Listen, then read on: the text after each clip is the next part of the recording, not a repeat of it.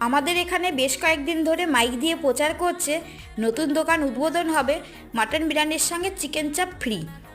ছেলে শোনা মাত্রই আমায় বলছে, মা ওই দিন আমি তাহলে খাবো। ঠিক আছে খাবি। খুব আনন্দে ছিল। গতকাল ছিল ওই দিনটি। এত বৃষ্টি হচ্ছে ও কিছুতেই বেরোতে পারিনি, সেটা আবার থাকবে 2 ঘন্টার জন্য।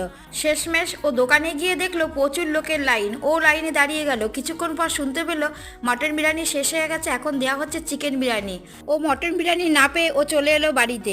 ওর বাবাকে বললাম, যাও না এখানে দোকান থেকে ওকে 1 প্যাকেট মটন বিরিয়ানি এনে দাও।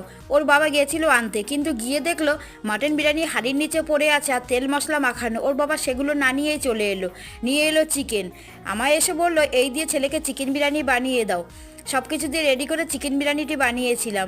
ছেলেকে বিরিয়ানি দিতেই ছেলে খুব খুশি হয়ে খেয়েছিল। দেখে মনে হলো কিছুটা হলেও মাটনের শখ ভুলতে পেরেছে। আর ছেলে এটা আমাকে বলেছিল, মা বিরিয়ানিটা কিন্তু দারুণ হয়েছে।